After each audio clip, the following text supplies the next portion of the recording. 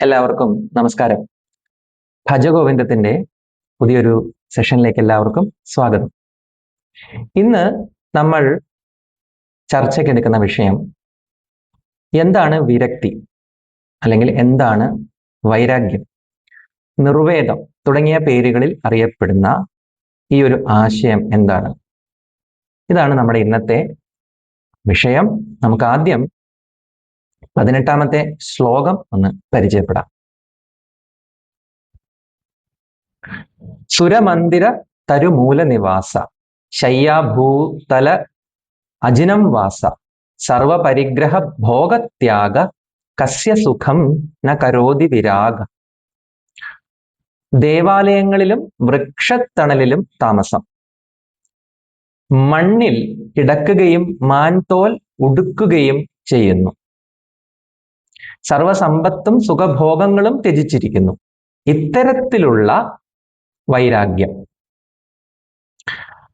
ആർക്കാണ് സുഖം നൽകാത്തത്? ഇത്തരത്തിലൊരു ചോദ്യത്തിലാണ് ഈ ശ്ലോകം അവസാനിപ്പിച്ചിരിക്കുന്നത്. ഇത് ചോദ്യമല്ല, ഇതൊരു സ്റ്റേറ്റ്മെന്റ് തന്നെയാണ്, ഒരു പ്രസ്താവന തന്നെയാണ്. എന്താണ് വൈരാഗ്യം എന്നുള്ളതിന്റെ ഒരു ഡെഫിനിഷൻ കൂടി നമുക്ക് ഒരു സൂത്ര രൂപേണ അതിന്റെ ഒരു രഹസ്യം കൂടി നമുക്ക് തന്നിട്ടുണ്ട്. സർവപരിഗ്രഹ ഭോഗത്യാഗം, ഇതാണ് വൈരാഗ്യം എന്നുള്ളതിന് തന്നിരിക്കുന്ന ഒരു സൂത്രവാക്യം. സർവപരിഗ്രഹ ഭോഗത്യാഗം. എന്താണ് പരിഗ്രഹം? പരിഗ്രഹം എന്ന് പറഞ്ഞാൽ സാധാരണ നമ്മൾ അപരിഗ്രഹം എന്ന് കേട്ടിട്ടുണ്ട് അല്ലേ? പരിഗ്രഹം എന്ന് പറഞ്ഞാൽ നമുക്ക് ജീവിക്കാൻ ആവശ്യമുള്ളതിനേക്കാൾ അധികമായിട്ട് നമ്മൾ എടുക്കുകയാണെങ്കിൽ, അത് സംഭരിച്ച് വെക്കുകയാണെങ്കിൽ, അത് മോഹിക്കുകയാണെങ്കിൽ, അതിനെ കൈയടക്കുന്നുണ്ടെങ്കിൽ അതിന് പറയുന്ന പേരാണ് പരിഗ്രഹം. രാമകൃഷ്ണദേവന്റെയൊക്കെ ജീവിതത്തിൽ അപരിഗ്രഹം എന്നുള്ളത് അദ്ദേഹത്തിനൊരു നിഷ്ഠയല്ല, അത് ജീവിതം തന്നെയായിരുന്നു. അദ്ദേഹത്തിനൊരു നാണയം തൊടാൻ പറ്റില്ല. ഇത് പരീക്ഷിക്കാൻ വേണ്ടിയിട്ട് വിവേകാനന്ദ സ്വാമികള് ഒരു നാണയം എടുത്ത് ഇദ്ദേഹത്തിന്റെ കിടക്കടിയിൽ ഒളിപ്പിച്ചു വെച്ചു. കിടക്ക വിരിക്കുന്ന ജോലിയായിരുന്നു വിവേകാനന്ദ സ്വാമിക്ക്. ഗുരുവിന്റെ കിടക്കയ്ക്ക് അടിയില് ഒരു നാണയത്തൊട്ട് കൊണ്ട് വെച്ചു. കാര്യം, രാമകൃഷ്ണദേവൻ എപ്പോഴും പറയും, എനിക്ക് പണം കൈകൊണ്ട് തൊടാൻ പറ്റില്ല. കാര്യം, ഞാൻ അപരിഗ്രഹം. ഇത് അവതാരമാണ് രാമകൃഷ്ണദേവൻ. അദ്ദേഹം ലോക സംഗ്രഹത്തിനായിട്ട് വന്നതാണ്, ലോകത്തിനൊരു മാതൃകയായിട്ട് വന്നതാണ്. നമ്മൾ ഈ പുരാണങ്ങളിലും അതുപോലെയുള്ള ഉപനിഷത്തുക്കളിലും ഒക്കെ വായിച്ചത് സത്യമാണെന്ന് നമ്മളെ അറിയിക്കാൻ വേണ്ടി ജനിച്ച ഒരാളാണ് രാമകൃഷ്ണ പരമഹംസർ.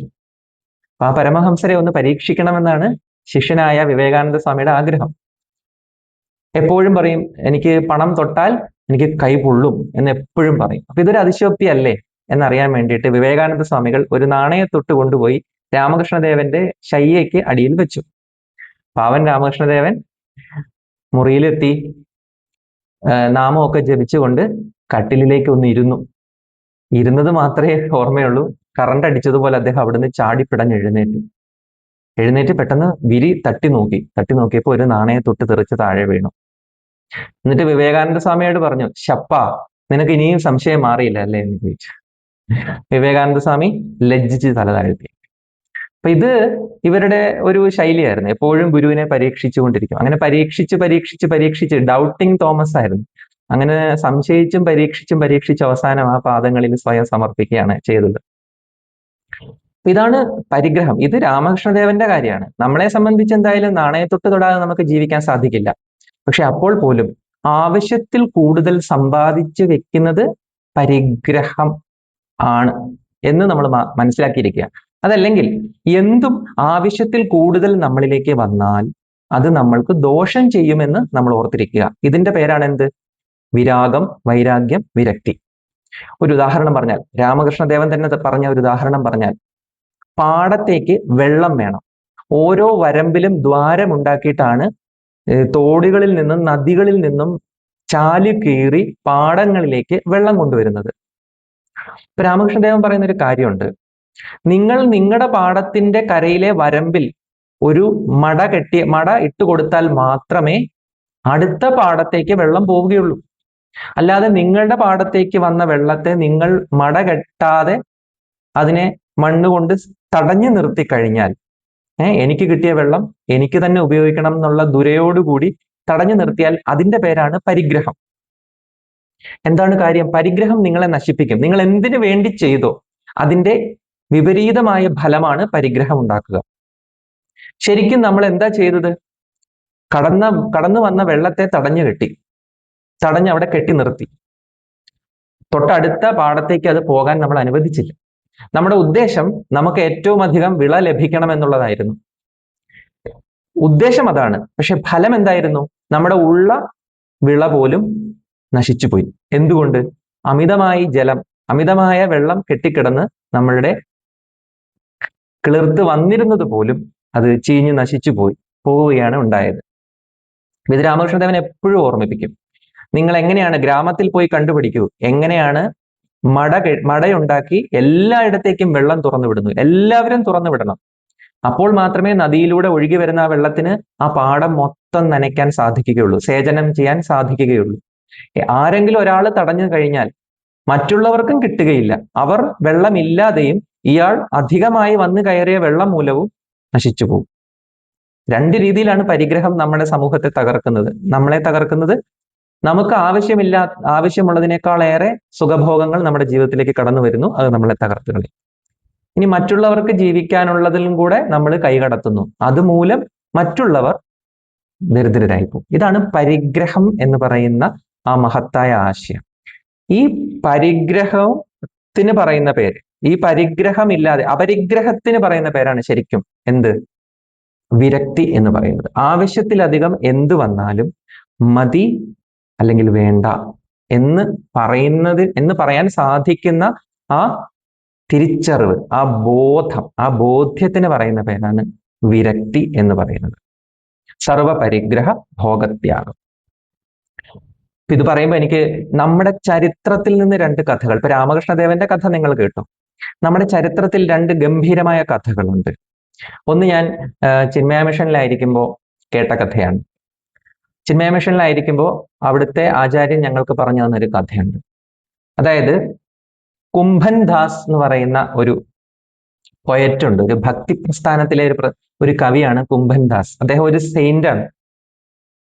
അദ്ദേഹം ജീവിച്ചിരുന്നത് അക്ബറിന്റെ കാലഘട്ടത്തിലാണ്, അക്ബറിന്റെ രാജ്യത്താണ്. അപ്പൊ ഈ കുംഭൻ ദാസ്ജിയെ കുറിച്ച് ഖ്യാതി പരന്നുകൊണ്ടിരുന്നു. ഇത് അക്ബറിന്റെ ചെവിയിലും എത്തി. അങ്ങനെ അക്ബർ അന്ന് ഫത്തേപൂർ സിക്രിയില് അദ്ദേഹത്തിന്റെ കൊട്ടാരം പണിത് അവിടെ താമസിക്കുന്ന ആ സമയമാണ്. അപ്പൊ അക്ബർ എന്താ ചെയ്യുന്നതെന്ന് പറഞ്ഞാല്, അക്ബറിന് ഇസ്ലാം മതം മാത്രമാണ് ശരി എന്നുള്ള ഒരു തെറ്റിദ്ധാരണ അദ്ദേഹത്തിനില്ല. അദ്ദേഹത്തെ സംബന്ധിച്ച് എല്ലാ മതങ്ങളും അതിഗംഭീരമാണ്. അദ്ദേഹത്തിന് ഇസ്ലാം മതത്തോട് കുറച്ച് അകൽച്ചയുണ്ടോ എന്ന് പോലും സംശയമുണ്ട്. അദ്ദേഹം എല്ലാ മതങ്ങളെയും ബഹുമാനിക്കുന്ന ഒരാളാണ്, ചക്രവർത്തിയാണ് അക്ബർ ചക്രവർത്തി. അപ്പൊ എവിടെയൊക്കെ സന്യാസിമാരുണ്ടോ അവരെയൊക്കെ തന്റെ സദസ്സിലേക്ക് വിളിക്കുകയും സംവാദങ്ങൾ സംഘടിപ്പിക്കുകയും അതിനെ ശ്രോതാവായിട്ടിരിക്കുകയൊക്കെ ചെയ്യാറുണ്ട് അക്ബർ. അങ്ങനെ കുംഭൻ ദാസ്ജിയെ ക്ഷണിച്ചു. കുംഭൻ ദാസ്ജി അതിന് പകരം ഒരു കവിതയാണ് എഴുതി അയച്ചത്. അവിടുത്തെ വ്രജഭാഷയില് ഒരു കവിത.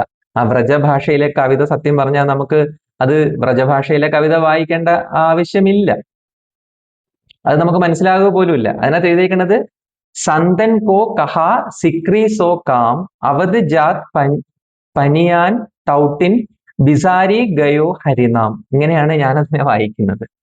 പറഞ്ഞേക്കണത് ഇത്രയേ ഉള്ളൂ. ഒരു സന്യാസിയായ എനിക്ക് സിക്രിയിൽ എന്ത് കാര്യം? രാജാവിനോട് ചോദിക്കാണ്, അക്ബർ ചക്രവർത്തിയോട് കുംഭൻ ദാസ്ജി ചോദിക്കാണ്, ഒരു സന്യാസിയായ എനിക്ക് നിങ്ങളുടെ കൊട്ടാരത്തിൽ എന്താണ് കാര്യം?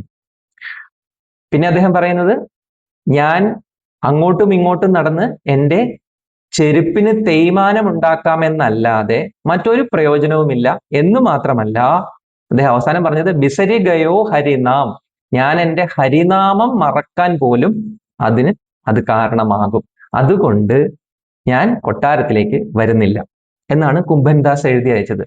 അക്ബർ ചക്രവർത്തി ഇത് വായിച്ച് സ്തബ്ധനായിപ്പോയി. കാര്യം അക്ബർ ചക്രവർത്തി എന്ന് പറഞ്ഞാൽ അന്ന് വളരെ പവർഫുൾ, വളരെ എല്ലാം നിയന്ത്രിക്കുന്ന, അറിയാലോ മുഗൾ ഭരണം എന്ന് പറഞ്ഞാൽ അത്രയും കർക്കശമായിട്ടുള്ള ഭരണത്തിന് കീഴിലാണ് ഈ പറയുന്ന സ്ഥലങ്ങളെല്ലാം. അപ്പൊ തന്റെ കീഴിൽ വരുന്ന തന്റെ പ്രജകളിൽ ഒരാളായിട്ടുള്ള കുംഭൻ ദാസ്ജി തന്റെ ക്ഷണം നിരസിച്ചു എന്ന് കേട്ടപ്പോ അക്ബറിന് ക്രോധമൊന്നും വന്നില്ല, പക്ഷെ അത്ഭുതമായിരുന്നു. അദ്ദേഹം നേരിട്ട് ചെന്നിട്ട് കാര്യം ചോദിച്ചു. അങ്ങ് എന്തുകൊണ്ട് വരുന്നില്ല? എന്തുകൊണ്ട് എന്റെ കൊട്ടാരത്തിലേക്ക് വരുന്നില്ല? അങ്ങ് അപ്പൊ അദ്ദേഹം പറഞ്ഞു, ഞാൻ അങ്ങനെ കൊട്ടാരങ്ങളിലേക്കൊന്നും സഞ്ചരിക്കാറില്ല, എനിക്ക് കൊട്ടാരങ്ങളിൽ നിന്നൊന്നും കിട്ടാനുമില്ല. ആർക്കെങ്കിലും എന്നെ കാണണമെന്നുണ്ടെങ്കിൽ ഇവിടെ വന്ന് അവർ കാണുന്നുണ്ട്. ഞാൻ എൻ്റെ ഭിക്ഷാന്നം കൊണ്ട് സംതൃപ്തനാണ് എന്നൊക്കെ അദ്ദേഹം പറഞ്ഞു, സത്യസന്ധമായി സംസാരിച്ചു. അപ്പൊ ഇത് കേട്ടപ്പം അക്ബറിന് വീണ്ടും ബഹുമാനം വർദ്ധിച്ചു. അദ്ദേഹം പറഞ്ഞു, ആദ്യമായും അവസാനമായും ഒരേ ഒരു ആവശ്യം, ഒരേ ഒരു ആഗ്രഹം എന്നോട് പറയും, ഞാൻ അത് സാധിച്ചു തരാം, ഞാൻ അക്ബർ ചക്രവർത്തിയാണ്. ഇങ്ങനെ നിർബന്ധിച്ചപ്പോൾ കുംഭൻ ദാസി പറഞ്ഞു, ശരി, ഞാൻ ഒരൊറ്റ ആഗ്രഹം മാത്രം പറയാം, അതിനുശേഷം എന്നോട് നിങ്ങൾ ഒന്നും സംസാരിക്കരുത്. അക്ബർ സമ്മതിച്ചു. കുംഭൻ ദാസ്ജി പറഞ്ഞു, എന്നെ നിങ്ങളുടെ കൊട്ടാരത്തിലേക്ക് ഇനി വിളിക്കരുത്. അങ്ങനെ അവരുടെ സംഭാഷണം അവിടെ അവസാനിച്ചു. അക്ബർക്ക് മനസ്സിലായി, തന്റെ മുമ്പിൽ ഇരിക്കുന്നത് തന്നേക്കാൾ വലിയ ഒരു മഹാരാജാവാണ്, തന്നേക്കാൾ വലിയൊരു ചക്രവർത്തിയാണ്. ഉത്തമ ബോധ്യത്തോടുകൂടി തൊഴുത് വണങ്ങി അക്ബർ തിരിച്ചുപോയി. അപ്പൊ ഇത് പറയാൻ കുംഭൻ ദാസ്ജിയെ സഹായിച്ചത് എന്താണ്? അദ്ദേഹത്തിന്റെ വിരാഗം, അല്ലെ? സർവപരിഗ്രഹ ഭോഗത്യാഗമാണ്. അദ്ദേഹത്തിന് ഒന്നും തന്നെ ആവശ്യമില്ല. അദ്ദേഹത്തിന് ആവശ്യമുള്ളതെല്ലാം അദ്ദേഹത്തിലേക്ക് വന്നു ചേർന്നുകൊണ്ടിരിക്കുകയാണ്. ഇനി നമ്മുടെ ചരിത്രത്തിൽ ഇതേപോലെ സമാനമായ മറ്റൊരു സന്ദർഭമുണ്ട്. അത് നമ്മുടെ ചരിത്രകാരന്മാർ ആരും എഴുതിയിട്ടില്ല എന്നുള്ളതാണ് ഇതിന്റെ ഒരു വിരോധാഭാസം. അലക്സാണ്ടർ ഇന്ത്യ ആക്രമിച്ച് കീഴടക്കിയപ്പോൾ തക്ഷശിലയിൽ ഒരു സന്യാസി ഉണ്ടായിരുന്നു. ദണ്ഡിസ്വാമി എന്നാണ് അദ്ദേഹം അറിയപ്പെടുന്നത്. യവന ചരിത്രകാരന്മാർ അദ്ദേഹത്തെ ദണ്ഡാമസ് എന്ന് വിളിച്ചു. ശരിക്കും അദ്ദേഹത്തിന്റെ പേര് ഇപ്പോഴും അജ്ഞാതമാണ്. അപ്പൊ ഈ ദണ്ഡാമസ് തന്റെ രാജ്യത്ത് വസിക്കുന്നുണ്ടെന്ന് അലക്സാണ്ടർ ചക്രവർത്തി അറിയാൻ സാധിച്ചു. എല്ലാ പരിഗ്രഹങ്ങളും ത്യജിച്ച നിസ്സംഗനായ ഒരു സന്യാസി തന്റെ രാജ്യത്തുണ്ട്. അപ്പോ തന്റെ ഗുരുവായിട്ടുള്ള അരിസ്റ്റോട്ടിൽ യാത്ര തുടങ്ങുമ്പോൾ തന്നെ പറഞ്ഞിരുന്നു, നിങ്ങൾ ഇന്ത്യയിലേക്കാണ് പോകുന്നത്. ഇന്ത്യ എന്ന് പറഞ്ഞാൽ ജ്ഞാനികളുടെ സ്ഥലമാണ്. ധാരാളം ജ്ഞാനികളെ നിങ്ങൾ കണ്ടുമുട്ടും. അപ്പോൾ അതിലെ ജ്ഞാനികളെ കണ്ടാൽ അവരുടെ അടുത്ത് പോവുക, അവരോട് സംസാരിക്കുക, സാധിച്ചാൽ അവരെ ഗ്രീസിലേക്ക് കൊണ്ടുവരിക എന്നൊക്കെ പറഞ്ഞിട്ടാണ് വിട്ടത് അരിസ്റ്റോട്ടിൽ. കാര്യം അരിസ്റ്റോട്ടലിനും ഇന്ത്യയെക്കുറിച്ച് അറിയാം, ഭാരതത്തെക്കുറിച്ച് അറിയാം. ഇതൊക്കെ മെഗസ്തനീസിന്റെ ഇന്ത്യക്കയിൽ എഴുതി വെച്ച കാര്യം കേട്ടോ. നമ്മുടെ ഒരു ചരിത്രകാരന്മാർ ഇത് തൊട്ടിട്ടില്ല. ഇന്ത്യക്കാരെഴുതിയ ഇന്ത്യൻ ചരിത്രത്തിൽ ഇത് കാണില്ല. പിന്നീട് ബ്രിട്ടീഷുകാർ എഴുതിയ ഇന്ത്യൻ ചരിത്രത്തിൽ ഇതില്ല. ഇത് വായിക്കണമെങ്കിൽ ഡയോജനിസ് അല്ല, ഡയോജനിസ് വേറൊരാളാണെന്നാണ് ഞാൻ മനസ്സിലാക്കിയത്. ഇത് ദണ്ഡാമസ് എന്ന് പറയും. ഡയോജനിസും ദണ്ഡാമസും രണ്ടും രണ്ടാ. ഡയോജനിസ് എനിക്ക് തോന്നുന്നു അദ്ദേഹം ഇന്ത്യക്കാരനല്ല എന്ന് തോന്നുന്നു. അപ്പൊ ദണ്ഡാമസിന്റെ അടുത്ത്, അപ്പോ ഇത് ചരിത്രത്തിലില്ല, നമ്മളുടെ ചരിത്രത്തിൽ ഇത് എഴുതിയിട്ടില്ല. ഇത് നമ്മളോട് പറഞ്ഞത് രണ്ട് പേരാണ്. ഒന്ന് സ്വാമി വിവേകാനന്ദൻ ബ്രിട്ടീഷ് ലൈബ്രറി പോയി വായിച്ചിട്ട് ഇത് നമ്മളുടെ പ്രഭാഷണങ്ങളിൽ നമുക്ക് പറഞ്ഞു തന്നു. അങ്ങനെയാണ് ആദ്യമായിട്ട് നമ്മളിത് അറിയുന്നത്. പിന്നീട് ഇത് സംസാരിച്ചത് ഓഷോ ആണ്. ഓഷോ തന്റെ പ്രഭാഷണങ്ങളിൽ ഈ ദണ്ഡാമസും അലക്സാണ്ടറും തമ്മിലുള്ള കൂടിക്കാഴ്ചയെക്കുറിച്ച് പറഞ്ഞിട്ടുണ്ട്. മറ്റൊരു ചരിത്രകാരന്മാർക്കും ഇത് എഴുതിയിട്ടില്ല, പറഞ്ഞിട്ടില്ല. പക്ഷെ മെഗസ്തനീസിന്റെയും പ്ലൂട്ടാർക്കിന്റെയും ഈ ചരിത്രത്തിൽ ഇത് രേഖപ്പെടുത്തി വെച്ചിട്ടുണ്ട്, ഇവർ തമ്മിലുള്ള കൂടിക്കാഴ്ച. അപ്പോൾ അലക്സാണ്ടർ ചക്രവർത്തി അറിഞ്ഞു ഇങ്ങനെ ഒരു ദണ്ഡിസ്വാമികൾ ഇവിടെ ഉണ്ട്. ഉടൻ തന്നെ തന്റെ ഏറ്റവും പ്രഗത്ഭനായിട്ടുള്ള സന്ദേശവാഹകനെ വിളിച്ചു വരുത്തി. ആ പേരൊക്കെ ഉണ്ട്, പക്ഷെ എനിക്കതൊന്നും വായിച്ച് നമ്മുടെ നാവിലേക്ക് വരാത്തൊരു പേരാ, ഒരു യവന നാമമാണ്. എന്നിട്ട് അദ്ദേഹത്തോട് പറഞ്ഞു, എത്രയും പെട്ടെന്ന് ഈ കത്ത് അവിടെ എത്തിക്കുക, ദണ്ഡാമസിനെ എത്രയും പെട്ടെന്ന് ഇവിടേക്ക് കൊണ്ടുവരിക. അങ്ങനെ ഈ സന്ദേശവാഹകൻ അവിടെ ചെന്നിട്ട് ദണ്ഡാമസിന്റെ അടുത്ത് പോയി ഉപചാരപൂർവ്വം നിന്നിട്ട് ഈ കത്ത് വായിച്ച് കേൾപ്പിക്കുകയാണ്. ഈ കത്തിൽ എഴുതിയിരിക്കുന്നത് ഗംഭീരമായിട്ടുള്ള ലേഖനമാണ്. ഞാൻ സിയൂസിന്റെ പുത്രനായിട്ടുള്ള അലക്സാണ്ടർ ചക്രവർത്തി, ഈ ലോകത്തിന്റെ അധിപനായ അലക്സാണ്ടർ ചക്രവർത്തി താങ്കളെ കാണാൻ ആഗ്രഹിക്കുന്നു. എന്റെ ക്ഷണം താങ്കൾ സ്വീകരിച്ചാൽ താങ്കൾക്ക് എല്ലാവിധ ഔദാര്യങ്ങളും നൽകപ്പെടും, സമ്മാനങ്ങൾ നൽകപ്പെടും. എന്റെ ക്ഷണം നിരസിക്കുകയാണെങ്കിൽ നിങ്ങളുടെ കഴുത്തിന് മുകളിൽ തലയുണ്ടാവില്ല. ഇങ്ങനെ തന്നെയാണ് ആ ക്ഷണക്കത്തിൽ ഉണ്ടായിരുന്നത്. ഏതായാലും ഈ സന്ദേശവാഹകൻ ഇത് വായിച്ചു കേൾപ്പിച്ചു. ദണ്ഡാമസിന് യാതൊരു ഭാവഭേദവുമില്ല. അദ്ദേഹം ഇത് കേട്ട് പൊട്ടിച്ചിരിച്ചു. എന്നിട്ട് പറഞ്ഞു, നോക്ക്, എനിക്ക് ഒരു ഔദാര്യവും വേണ്ട, ആവശ്യമില്ല. നിങ്ങളുടെ ചക്രവർത്തിയോട് പറയൂ, അദ്ദേഹത്തിന്റെ കയ്യിലുള്ളതൊന്നും എനിക്ക് വേണ്ടതില്ല. എനിക്ക് വേണ്ടത് എനിക്ക് സൗജന്യമായി കിട്ടുന്നുണ്ട്. ഈ വെയില്, ഈ മഴ, ഈ വെള്ളം, ഈ വൃക്ഷത്തണൽ, എൻ്റെ ഈ കൗപീനം, ഇതാണ് എൻ്റെ സമ്പാദ്യം, ഇതാണ് എൻ്റെ സമ്പത്ത്. എനിക്ക് മറ്റൊന്നും വേണ്ടതില്ല. നിങ്ങളുടെ രാജാവിനോട് പോയി പറയൂ, എന്നെ വിട്ടേക്കും, മറ്റ് വഴി നോക്കിക്കോളൂ എന്ന് പറഞ്ഞു. അപ്പൊ ഇത് കേട്ടിട്ട് ഈ സന്ദേശവാഹകൻ ശരിക്കും പരിഭ്രാന്തനായി. അദ്ദേഹം പറഞ്ഞു, നിങ്ങൾക്ക് മനസ്സിലായിട്ടില്ല, ഇതിന്റെ അവസാനം എഴുതിയിരിക്കുന്നത് നിങ്ങളുടെ തല പോകും, നിങ്ങളുടെ തല മണ്ണിൽ കിടന്ന് ഉരുളും എന്നാണ് എഴുതിയിരിക്കുന്നത് എന്ന് പറഞ്ഞു. അപ്പൊ ദണ്ഡാമസ് ചിരിച്ചുകൊണ്ട് പറഞ്ഞു, എന്റെ തല മണ്ണിൽ കിടന്ന് ഉരുളുന്നത് എനിക്കും കാണാൻ സാധിക്കും. എന്റെ തല വെട്ടി നിങ്ങൾ ഇവിടെ ഇട്ടാൽ അതിനെ മാറി നിന്ന് കാണാൻ എനിക്ക് അറിയാമെന്ന് പറഞ്ഞു. ഇത് ഈ സന്ദേശവാഹകന് മനസ്സിലായില്ല. എന്തായാലും ഇത് അതേപോലെ അലക്സാണ്ടർ ചക്രവർത്തിയുടെ ചെവിയിലെത്തി. അലക്സാണ്ടർ ചക്രവർത്തി ശരിക്കും ക്രുദ്ധനായി. എന്തായാലും നേരിട്ട് വന്ന് കാണാനെന്ന് തീരുമാനിച്ചു. അങ്ങനെ അലക്സാണ്ടർ ചക്രവർത്തി നേരിട്ട് വന്നു. ഒന്ന് ആലോചിച്ചു, ഒരു ചക്രവർത്തി ഒരു മരത്തണലിൽ കൗപീനം മാത്രം ഉടുത്തിരിക്കുന്ന ഒരു പ്രാകൃത രൂപത്തിലുള്ള ഒരു മനുഷ്യന്റെ മുമ്പിൽ ചക്രവർത്തി സർവ്വ പ്രൗഢിയോടും കൂടി വന്ന് നിൽക്കുകയാണ് അലക്സാണ്ടർ. നമുക്ക് ഒരു സ്ഥല MLA വന്നാൽ നമ്മൾ സ്പ്രിങ് പോലെ ചാടി എഴുന്നേക്കുന്നവരാ നമ്മൾ. അതും കൂടെ വെച്ച് വേണം ഇത് മനസ്സിലാക്കാൻ.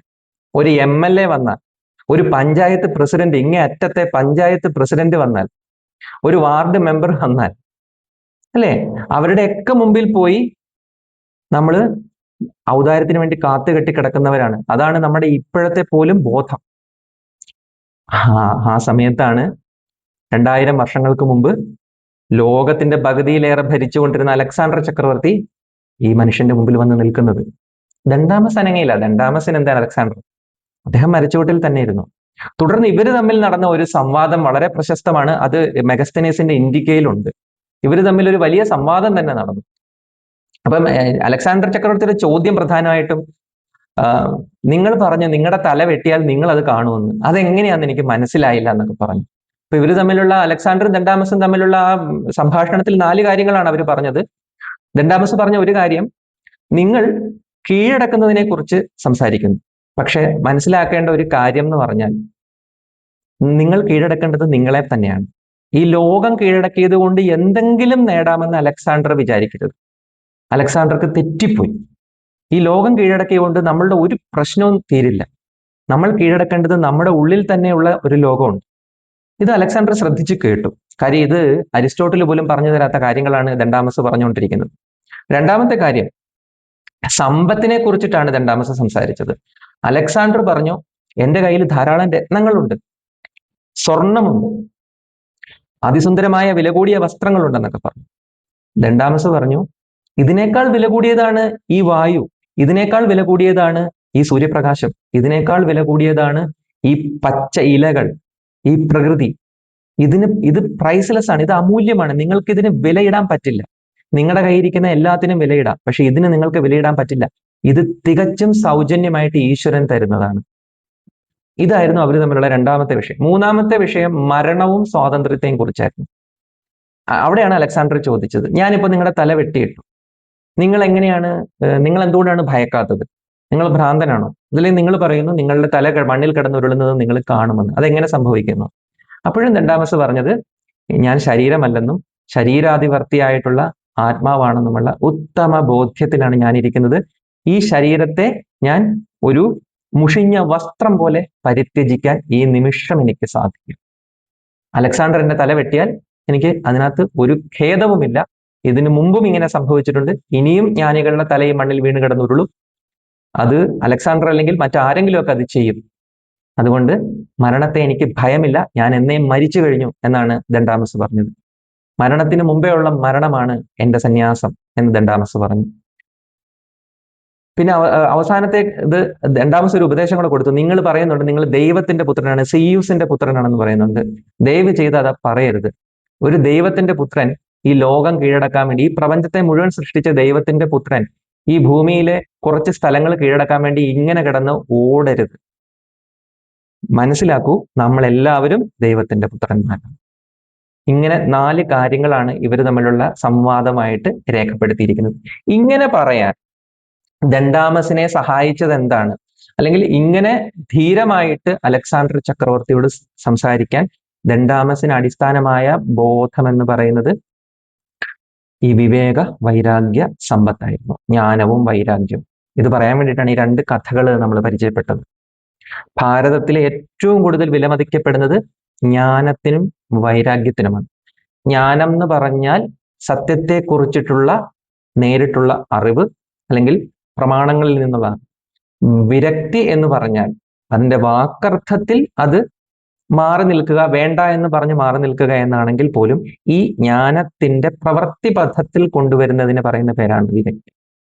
ഒട്ടലില്ലാതെ ഈ ലോകത്തോട് നമുക്ക് വിശേഷണയുള്ള രാഗമെന്നും വൈരാഗ്യത്തെ പറയും, വിരക്തി എന്നും പറയും. ഒരേ സമയം അത് മാറി നിൽക്കലാണ്, അതേസമയം ഒട്ടലില്ലാതെ പങ്കെടുക്കലും കൂടിയാണ്, വിശേഷണയുള്ള രാഗം കൂടിയാണ് വിരക്തി. കയ്യിൽ വെളിച്ചെണ്ണ പുരട്ടി ചക്ക മുറിക്കുക എന്ന് ശ്രീരാമകൃഷ്ണദേവൻ പറയുന്നത് തന്നെയാണ് വിരക്തി എന്ന് പറയുന്നത്.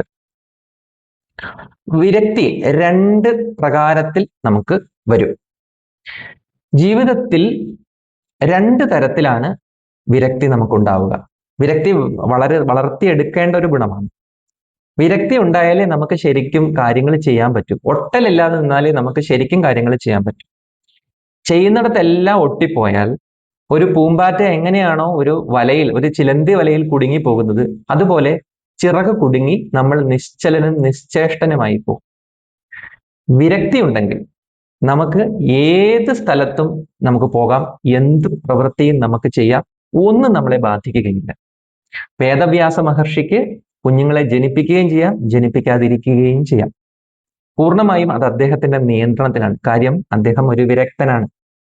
വ്യാസമഹർഷി തന്നെ പറയുന്നുണ്ട്, ഞാൻ ഈ പറയുന്നതൊക്കെ നിങ്ങൾ പരമാർത്ഥമായിട്ട് എടുക്കരുത്. ഞാൻ ഈ പറയുന്നതിന്റെ ഉദ്ദേശം എന്താണ്? വിജ്ഞാനവും വൈരാഗ്യവും നിങ്ങളിൽ ലോകത്ത് വളർത്തുക എന്നുള്ളതാണ് എൻ്റെ ഉദ്ദേശം എന്ന് പറയുന്നുണ്ട്. വ്യാസമഹർഷിയും പരീക്ഷത്തിനോടും പറയുന്നുണ്ട്. നിങ്ങളിൽ വിജ്ഞാനവും വിരക്തിയും വളർത്തുക എന്നുള്ളതാണ് ഉദ്ദേശം. ഇപ്പൊ വൈരാഗ്യം നമ്മുടെ ജീവിതത്തിൽ രണ്ട് പ്രകാരത്തിലാണ് ഉണ്ടാകുന്നത്. ആദ്യത്തെ വൈരാഗ്യം എന്ന് പറഞ്ഞാൽ സാധാരണ മനുഷ്യർക്കുണ്ടാകുന്ന വൈരാഗ്യം. സാധാരണ മനുഷ്യർക്കുണ്ടാകുന്ന വൈരാഗ്യം എന്ന് പറഞ്ഞാൽ എന്താണ്? അല്ലെങ്കിൽ വിരക്തി, നിർവേദം എന്ന് നിങ്ങൾ കേട്ടിട്ടുണ്ടാവും. നിർവേദം എന്നുള്ള വാക്കാണ് ഇതിന്റെ ഏറ്റവും നല്ലൊരു വാക്ക്. നിർവേദം, അതായത് ഒരു മതി വന്ന അവസ്ഥയാണ്. അനുഭവിച്ച് അനുഭവിച്ച് അനുഭവിച്ച് നമുക്ക് ഒരിക്കൽ നമ്മൾ മതി എന്ന് പറയും. ഇതാണ് വിരക്തിയുടെ ആദ്യ രൂപം. അല്ലെങ്കിൽ സാമാന്യമായ ഒരു രൂപമുണ്ട്, അനുഭവിക്കുക. അപ്പൊ ഒട്ടലോടുകൂടി തന്നെ വെളിച്ചെണ്ണ പുരട്ടാതെ തന്നെ നമ്മൾ ചക്ക മുറിക്കുക. വെളിച്ചെണ്ണ പുരട്ടാതെ ചക്ക മുറിച്ചു കഴിഞ്ഞാൽ അതിന്റെ വിളഞ്ഞിലും കറയും എല്ലാം നമ്മുടെ കയ്യിൽ പറ്റും. അപ്പോൾ ഒരു ചക്കച്ചുള തിന്നുന്നത് തന്നെ ശ്രമകരമായി തീരും. അപ്പൊ നമ്മള് ചക്കച്ചുളയ്ക്ക് നല്ല സ്വാദുണ്ട്, പക്ഷെ കഴിക്കാൻ പറ്റുന്നില്ല. എന്തുകൊണ്ട്? അതിന്റെ വിളഞ്ഞിലും അതിന്റെ പശയും നമ്മുടെ കൈ ആസകല ഒട്ടിപ്പിടിക്കുന്നു. അപ്പൊ നമ്മൾ അവിടെ നിർത്തി ആ പരിപാടി. എന്നിട്ട് നമ്മൾ ഇരുന്ന് ആലോചിക്കും, എന്താണൊരു വഴി? അങ്ങനെ ആലോചിച്ച്, അല്ലെങ്കിൽ പല തവണ നമ്മൾ ചക്ക മുറിക്കും, ചുളയെടുക്കാൻ ശ്രമിക്കും, കയ്യിലാകെ ഒട്ടിപ്പിടിക്കും. ഇങ്ങനെ കുറെ കഴിയുമ്പോഴാണ് നമുക്ക് ബുദ്ധി ഉദിക്കുന്നത്, കുറച്ച് എണ്ണ പുരട്ടിയിട്ട് എന്ത് ചെയ്യാം, മുറിക്കാം. അങ്ങനെ അനുഭവങ്ങളിലൂടെ കടന്നുപോയി പലതവണ നമ്മൾ അതിൻ്റെ തിരിച്ചടികൾ നേരിട്ട്, അതായത് ഇത് ചക്ക മുറിക്കുന്ന എക്സാമ്പിളിനെ നമ്മൾ നമ്മുടെ ജീവിതത്തിലേക്ക് കൊണ്ടുവന്നാൽ, നമ്മുടെ ജീവിതത്തിൽ നമ്മൾ ബന്ധങ്ങളിലേക്കും ബന്ധനങ്ങളിലേക്കും അല്ലെങ്കിൽ വൈകാരികതകളിലേക്കും കടന്നു ചെല്ലും. ചക്ക മുറിക്കുന്നത് പോലെ കടന്നു ചെന്ന് ഒട്ടലുണ്ടായി നമ്മൾ അതിൽ പെട്ട് ഉഴലും. ജീവിതത്തിലാകമാനം ഇപ്പം കുടുംബം വലിയ ചക്ക മുറിക്കുന്നത് പോലെയാണ് കുടുംബത്തിലേക്ക് പ്രവേശിക്കുന്നത്. കുടുംബം ബന്ധങ്ങളുടെ ഒരു ശ്രീകോവിലാണ് കുടുംബം എന്ന് പറയുന്നത്. അവിടെ പുതിയതായ ബന്ധങ്ങൾ ജീവിതത്തിലേക്ക് വരുന്നു. നമ്മുടെ ഉള്ളിൽ നിന്നൊരാൾ പുറത്തേക്ക് വരുന്നു, അതുമായിട്ടൊരു ബന്ധം. പുറത്തുനിന്ന് ഒരാൾ അകത്തേക്ക് വരുന്നു, അയാളുമായിട്ടൊരു ബന്ധം. അങ്ങനെ വൈചിത്രങ്ങളായിട്ടുള്ള ബന്ധങ്ങളുടെ, ഒട്ടലുകളുടെ ഒരു സഞ്ചയമാണ്, ഒരു കൂടാരമാണ് കുടുംബം എന്ന് പറയുന്നത്. ഇപ്പൊ ഈ കുടുംബ ബന്ധത്തിലും സാമൂഹ്യ ബന്ധങ്ങളിലും എല്ലാം നമ്മൾ ബന്ധപ്പെടലുകളിലൂടെയാണ് നമ്മൾ മുമ്പോട്ട് പോയിക്കൊണ്ടിരിക്കുന്നത്. അപ്പൊ ഇങ്ങനെ ബന്ധപ്പെടലുകളിലൂടെ മുമ്പോട്ട് പോകുമ്പോൾ വിരക്തി എന്താണെന്ന് അറിഞ്ഞില്ലെങ്കിൽ പറഞ്ഞതുപോലെ നമുക്ക് നമ്മുടെ ചിറകുകൾ നഷ്ടമാകാം, നമ്മളുടെ സ്വാസ്ഥ്യം നഷ്ടമാകാം. പലയിടത്തും നമ്മൾ നിരന്തരം സംഘർഷങ്ങളിലായിരിക്കും. ജീവിതത്തിൽ സ്വാഭാവികമായി വിരക്തി വരുന്നത് ഇത്തരം അനുഭവങ്ങളിലൂടെ നമ്മൾ കടന്നു പോകുമ്പോഴാണ്. അനുഭവങ്ങളിലൂടെ കടന്നുപോയി അതിന്റെ തിക്തഫലങ്ങൾ അനുഭവിച്ച്, അതിന്റെ ചവർപ്പ് അനുഭവിച്ച്, അതിന്റെ കയ്പ് അനുഭവിച്ച്, പിന്നെ നമ്മൾ ഇരുന്ന് വീണ്ടും വിചാരം ചെയ്യും, എന്തുകൊണ്ട് എനിക്കിത് വന്നു, എന്തുകൊണ്ട് ഞാൻ ഇങ്ങനെ കഷ്ടപ്പെടുന്നു. അങ്ങനെ ചിലപ്പോൾ വർഷങ്ങൾ, ചിലപ്പോൾ ജന്മങ്ങൾ, ജന്മജന്മാന്തരങ്ങൾ നമ്മൾ ഇങ്ങനെ ആലോചിക്കും. അങ്ങനെ ആലോചിക്കുമ്പോൾ ഒരിക്കൽ നമ്മുടെ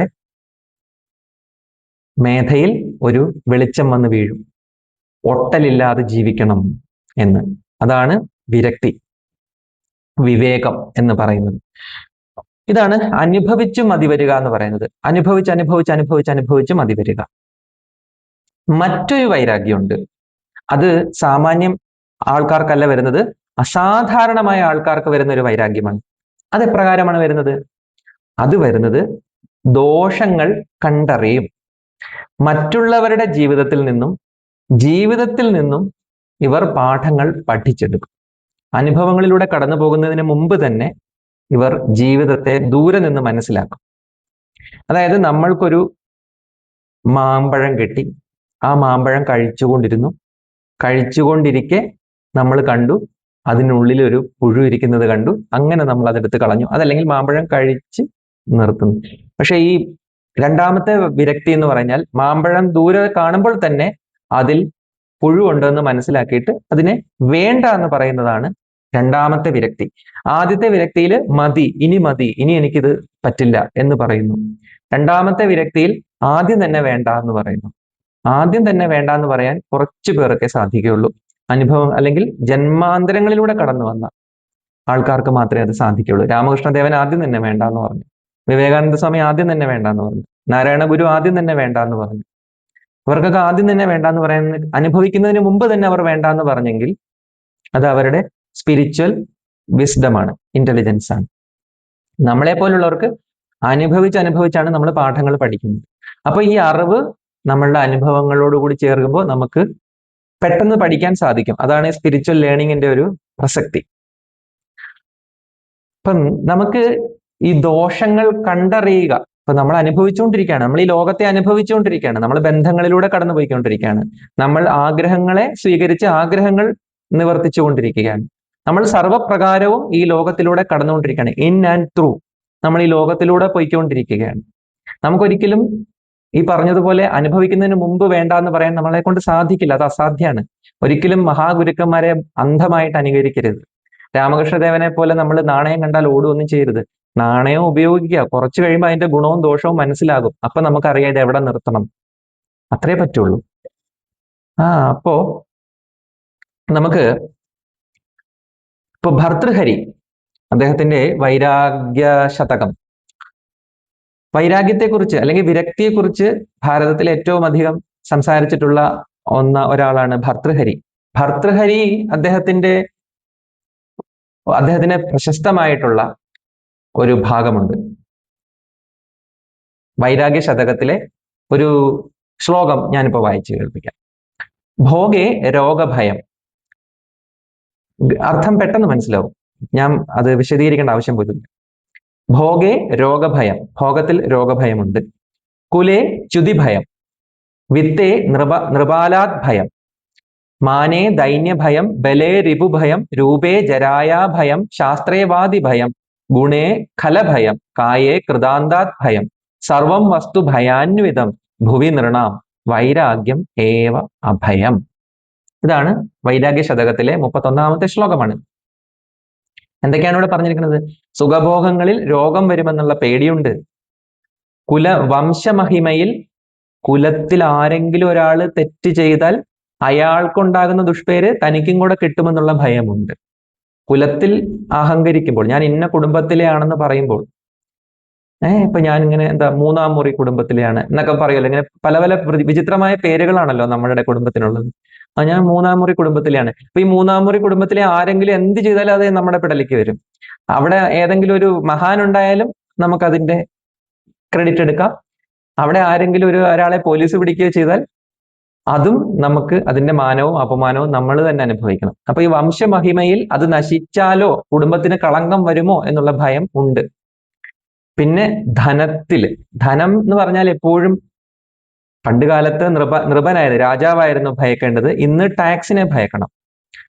ഇന്ന് നിങ്ങൾ ടാക്സ് അടച്ചില്ലെങ്കിൽ കൃത്യമായി കണ്ടെത്താനുള്ള എല്ലാ വഴികളുമുണ്ട്. നമ്മുടെ സമ്പത്ത് എത്ര വരുന്നു എത്ര പോകുന്നു എന്ന് കൃത്യമായി മോണിറ്റർ ചെയ്യാൻ പറ്റും. അപ്പോൾ ധനസമ്പാദ്യത്തിൽ നൃപന്മാരിൽ നിന്നുള്ള അധികാരികളിൽ നിന്നുള്ള ഭയമുണ്ട്. പിന്നെ മാനത്തിൽ ആ ബഹുമാനം നഷ്ടപ്പെട്ടു പോകുമോ എന്നുള്ള ഭയം. ബലം, നമ്മുടെ ശക്തി എന്ന് പറയുന്നത് ശരിക്കും എന്താണ്? ശത്രുക്കൾ അതിനെ ആക്രമിക്കുക എന്നുള്ള ഭയമുണ്ട്. രൂപത്തിൽ വാർദ്ധക്യത്തെയും രോഗത്തെയും ഭയമുണ്ട്.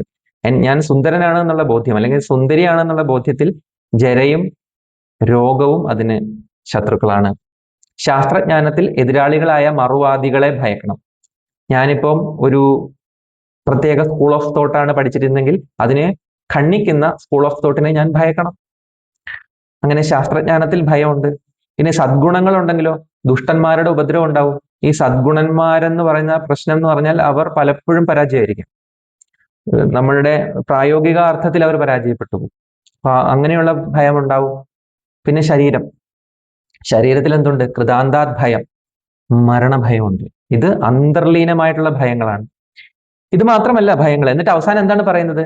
ഇവിടെ വൈരാഗ്യം ഏവ അഭയം, അതായത് ഈ ലോകത്തിലെ എല്ലാം നിർമ്മിച്ചിരിക്കുന്നത് ഭയം കൊണ്ടാണ്.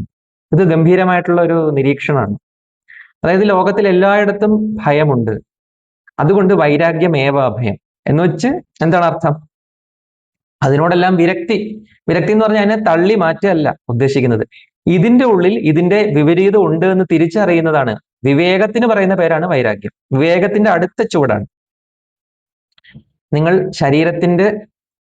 ശരീരത്തിനെ വ്യായാമം ചെയ്ത് ദൃഢപ്പെടുത്തുമ്പോൾ അറിഞ്ഞുകൊള്ളുക, നാളെ ജരയും നരയും രോഗവും മരണവും ഇതിനുണ്ട് എന്ന് അറിഞ്ഞുകൊള്ളുക. അപ്പൊ എന്തുണ്ടായി എന്ന് പറഞ്ഞാൽ, അല്ലാണ്ട് അപ്പൊ തന്നെ ശരീരത്തെ ഉപേക്ഷിക്കുകയല്ല വേണ്ടത്. ശരീരത്തെ തുടർന്ന് നിങ്ങൾ പോഷിപ്പിക്കണം. പക്ഷെ ഉറച്ച ധാരണ ഉണ്ടാകണം. വാർദ്ധക്യം വരും, ജര വരും, നര വരും, രോഗം വരും, മരണം വരും. അതിനെ വളരെ വസ്തുതാപരമായിട്ട് അങ്ങ് സ്വീകരിച്ചേക്കണം. അതോടുകൂടി അഹങ്കാരം പോയി നമുക്കിതിനെ നന്നായിട്ട് ഉപയോഗിക്കാൻ പറ്റും. ശരീരത്തിന്റെ ഉപയോഗം എന്താണ്? സ്വയം രക്ഷിക്കുക, മറ്റുള്ളവരെ രക്ഷിക്കുക. സ്വയം സംരക്ഷിക്കുക, മറ്റുള്ളവരെ സംരക്ഷിക്കുക. സ്വയം സഹായിക്കുക, മറ്റുള്ളവരെ സഹായിക്കുക. അപ്പൊ നമുക്കിതിനെ അഹങ്കാരമില്ലാതെ ഉപയോഗിക്കാൻ സാധിക്കും. ഇതുപോലെയല്ല ശാസ്ത്രം പഠിക്കുന്നത് നല്ലതാണ്, അറിവുണ്ടാകുന്നത് നല്ലതാണ്. എതിരാളികൾ ഇതിന് എപ്പോഴും ഒരു മറുവശം ഉണ്ട് എന്ന് അറിഞ്ഞാൽ മതി, അല്ലെങ്കിൽ അതും ശരിയാണെന്ന് അറിഞ്ഞാൽ മതി. ഇപ്പൊ അദ്വൈതം മാത്രമാണ് സത്യം എന്ന് പറയുമ്പോൾ അദ്വൈതം ദ്വൈതത്തിന് എതിരാണെന്ന് വിചാരിച്ചാൽ പോയി. എല്ലാ ദ്വൈതങ്ങളെയും അകത്ത് ലയിപ്പിക്കുന്ന ഒന്നായിട്ട് അദ്വൈതത്തെ അറിഞ്ഞു കഴിഞ്ഞാൽ പിന്നെ നമുക്ക് ആരോടും കോൺഫ്ലിക്റ്റ് ഇല്ലാണ്ടാവും, സംഘർഷം ഇല്ലാണ്ടാവും. ഇപ്പൊ എന്റെ മതം മാത്രമാണ് ശരിയെന്ന് പറയുമ്പോഴാണ് സംഘർഷം വരുന്നത്. എല്ലാ മതങ്ങളും സത്യത്തിലേക്കുള്ള വഴികളാണെന്ന് പറയുമ്പോൾ അവിടെ ഭയം പോയി. അവിടെ പിന്നെ ആർക്കും ഭയമില്ല. മറിച്ച് എന്റെ മതം മാത്രം, എന്റെ അഭിപ്രായം മാത്രം, എന്റെ ദൈവം മാത്രം ശരിയെന്ന് പറയുമ്പോൾ അവിടെ സ്വാഭാവികമായും ഭയം ജനിക്കും. ഭയം ജനിച്ചു കഴിഞ്ഞു. കാര്യം എന്റേതല്ലാത്ത ദൈവമുണ്ട്, എന്റേതല്ലാത്ത മതമുണ്ട്, എന്റേതല്ലാത്ത മാർഗങ്ങളുണ്ട്. ഇത് തമ്മിൽ സംഘർഷം അവിടെ നിൽക്കുന്നു. ഇങ്ങനെയല്ല നമ്മുടെ രൂപത്തിലും നമ്മുടെ ഗുണത്തിലും നമ്മുടെ ആരോഗ്യത്തിലും എല്ലാത്തിലും ഭയത്താൽ നിർമ്മിതമാണ്. അതുകൊണ്ട് ഇവിടെ എല്ലാം വേണ്ടത് ഒന്നിൽ അതിന്റെ വിപരീതവും അടങ്ങിയിരിക്കുന്നു, നിലനിൽക്കുന്ന ഒന്നിൽ അതിന്റെ നാശവും അടങ്ങിയിരിക്കുന്നു. അത് മാത്രം അറിഞ്ഞിരിക്കുക. ഇപ്പം എത്ര പ്രതിഭകളാണ് തങ്ങളുടെ പ്രതിഭ നശിച്ചപ്പോൾ ആത്മഹത്യ ചെയ്യാൻ ശ്രമിച്ചത്?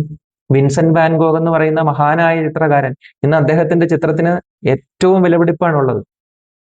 വിൻസെന്റ് വാൻ ഗോഗ് ജീവിച്ചിരുന്നപ്പോൾ ഒരു തെരുവ് തെണ്ടിയെ പോലെയാണ് അദ്ദേഹം ജീവിച്ചത്. കയറി കിടക്കാൻ മാന്യമായ ഒരു ഇടം പോലും ഇല്ലായിരുന്നു. അദ്ദേഹത്തിന്റെ ചിത്രങ്ങൾ ആർക്കും വേണ്ടായിരുന്നു. പക്ഷെ ഇന്ന് എത്രയോ കോടിക്കണക്കിനാണ് അതിന് വില വരുന്നത്. അപ്പൊ ഈ ഭയം അവിടെ കൊണ്ട് അവസാനിക്കുന്നില്ല. 7 ഭയങ്ങളെ കുറിച്ചിട്ട് പറയുന്നുണ്ട്. 7 തരത്തിലുള്ള ഭയങ്ങളുണ്ട്. 7 ഭയങ്ങൾ എന്ന് പറയുന്നത്, ഒന്ന് ഇഹലോക ഭയം. ഇഹലോക ഭയം എന്ന് പറയുന്നത് ഈ ലോകത്ത് നമുക്ക് സംഭവിക്കാവുന്ന, ഈ ഭൗതിക ലോകത്ത് നമുക്ക് നിയന്ത്രിക്കാൻ പറ്റാത്ത ഒരുപാട് കാര്യങ്ങളുണ്ട്. അപ്പൊ ഇതിനെ കുറിച്ചിട്ടുള്ള ഭയം. അപ്പൊ ഈ ഭയത്തിന് നമ്മൾ വിരക്തിയാണ് കൊണ്ടുവരേണ്ടത്. എന്താണ് കൊണ്ടുവരേണ്ടത്? നമുക്ക് നിയന്ത്രിക്കാൻ പറ്റാത്തത് നിയന്ത്രിക്കാൻ പറ്റുന്നതും ഉണ്ട് എന്നുള്ള തിരിച്ചറിവാണ് ഇഹലോക ഭയം ഇല്ലാതാവാനുള്ള കാരണം. അപ്പൊ നമ്മൾ നിയന്ത്രിക്കാവുന്നതിലേക്ക് മാത്രം ശ്രദ്ധിക്കും. മറ്റൊന്നുള്ളത് പരലോക ഭയം. പരലോക ഭയം എന്ന് പറഞ്ഞാൽ എന്താണ്? രണ്ടാമത്തെ ഭയം പരലോക ഭയമാണ്.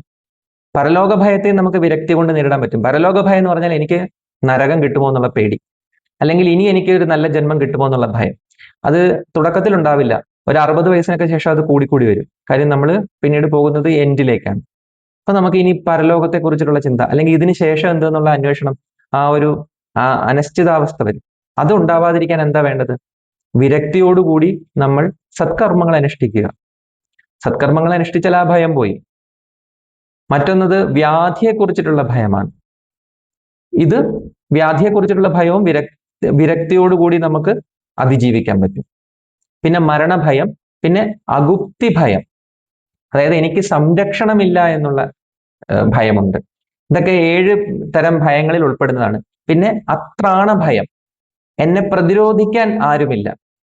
ഈ ലോകത്ത് എനിക്കെതിരെ ആക്രമണം ഉണ്ടായാൽ എന്നെ സംരക്ഷിക്കാനും എന്നെ പ്രതിരോധിക്കാനും ആരുമില്ല എന്നുള്ള അർത്ഥം. പിന്നെയുള്ളത് ആകസ്മിക ഭയം. ആകസ്മിക ഭയം എന്ന് പറഞ്ഞാല് ഈ ലോകത്ത് ഭാവിയെ കുറിച്ചിട്ടുള്ള എൻ്റെ ഭയം. ഇതാണ് ആകസ്മിക ഭയം. ഭാവി എൻ്റെ കയ്യിലല്ല ഇരിക്കുന്നത്. ഭാവിയിൽ എന്ത് സംഭവിക്കും എന്നുള്ള അറിയായ്മയിൽ നിന്നുണ്ടാകുന്ന ഒരു അനിശ്ചിതത്വത്തിൽ നിന്നുണ്ടാകുന്ന ഒരു ഭയമുണ്ട്. അപ്പൊ ഇങ്ങനെ 7 തരം ഭയങ്ങളെ കുറിച്ച് വേറെയും പറയുന്നുണ്ട്, ഭർതൃഹരിയും പറയുന്നുണ്ട്. എന്നിട്ട് ഇതിനെല്ലാം ഒടുവിൽ പറയുന്നത്, ഇവിടെയെല്ലാം നമുക്ക് ആശ്രയിക്കാവുന്നത് വിരക്തിയാണ്, വൈരാഗ്യമാണ്. വൈരാഗ്യം ഏവ അഭയം. ഇതാണ് അതിനുള്ള മാർഗമായിട്ട് പറയുന്നത്. ഇവിടെ നമ്മൾ ഇതിന്റെ മറ്റൊരു വശം നമുക്ക് പരിചയപ്പെടാം. ഈ ലൗകിക ആഗ്രഹങ്ങളിൽ നിന്നാണ് പലപ്പോഴും ഇത്തരത്തിലുള്ള ഭയങ്ങളും മറ്റു പ്രശ്നങ്ങളും ഉടലെടുക്കുന്നത്. എന്തൊക്കെയാണ് ഈ ലൗകികപരമായിട്ടുള്ള ആഗ്രഹം?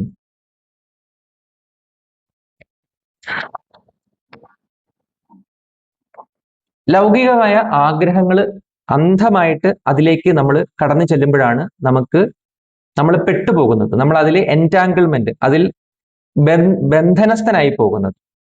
നമ്മൾ അറിയേണ്ടത്, നമ്മൾ ഈ ലോകത്ത് ജീവിക്കുമ്പോൾ ആഗ്രഹങ്ങൾ കൂടാതെ നമുക്ക് സാധിക്കില്ല. പക്ഷെ ഈ ആഗ്രഹങ്ങൾക്ക് അതിൻ്റെ തന്നെ ഒരു മറുവശമുണ്ട്. അത് മാത്രം അറിഞ്ഞിരുന്നാൽ മതി. മറുവശം ഉണ്ട് എന്ന് അറിഞ്ഞുകൊണ്ട് നമ്മൾ ആ ആഗ്രഹങ്ങളെ പിന്തുടർന്നാൽ നമുക്ക് ബുദ്ധിമുട്ടുണ്ടാകുന്നില്ല. നേരത്തെ പറഞ്ഞതുപോലെ കയ്യിൽ വെളിച്ചെണ്ണ പുരട്ടിക്കൊണ്ട് എപ്രകാരമാണോ നമ്മൾ ചക്ക മുറിക്കുന്നത്, അതുപോലെ നമുക്ക് ഒട്ടലില്ലാതെ ജീവിക്കാം.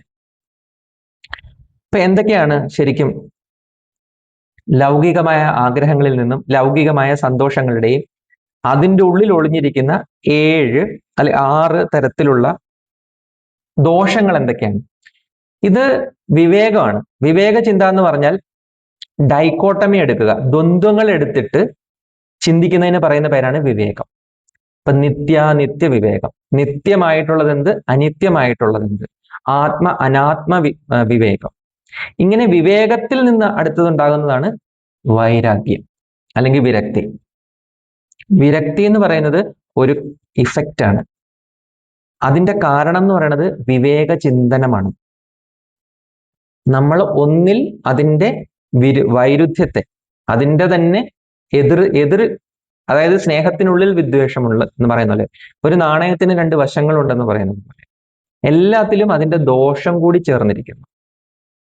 അതാണ് പറയുന്നത് anything in excess is poison എന്ന് പറയും. അധികമായാൽ അമൃതും വിഷം എന്ന് പറയും. ഈ അമൃതും വിഷവും തമ്മിൽ വളരെ നേർത്ത വ്യത്യാസം മാത്രമേ ഉള്ളൂ. നിങ്ങൾ കുറച്ച് അതിന്റെ വിപരീതം അതിൽ തന്നെ അടങ്ങിയിരിക്കുന്നു. ഒന്ന്, ലൗകികമായ സന്തോഷം തേടി പോകുമ്പോൾ നമുക്കുണ്ടാകുന്ന പ്രശ്നങ്ങളിൽ ഒന്നെന്ന് പറയുന്നത് ലൗകികമായ സന്തോഷം അതിവേഗം നഷ്ടമാകും എന്നുള്ളതാണ് ഇതിന്റെ അടിസ്ഥാനപരമായ പ്രശ്നം. ഇത് സന്യാസിമാര് മാത്രമൊന്നുമല്ല പറയുന്നത്, അല്ലെങ്കിൽ ആത്മീയവാദികൾ മാത്രമൊന്നുമല്ല പറയുന്നത്. ആധുനിക സൈക്കോളജി ഇത് തന്നെ പറയുന്നുണ്ട്. വളരെ പെട്ടെന്ന് ഫെയ്ഡ് ആവുന്നതാണ് നമ്മളുടെ ഈ ആഗ്രഹങ്ങളിൽ നിന്ന് കിട്ടുന്ന സന്തോഷം. അതുകൊണ്ട് അവരെപ്പോഴും പറയും, ആഗ്രഹങ്ങൾ സഫലീകരിക്കുമ്പോഴല്ല, അതിലേക്കുള്ള യാത്രയാണ് സന്തോഷം തരുന്നതെന്ന് പറയും. ഇപ്പൊ ഏറ്റവും പുതിയ വിചിത്രമായ വാദം ഞാൻ കേട്ടു.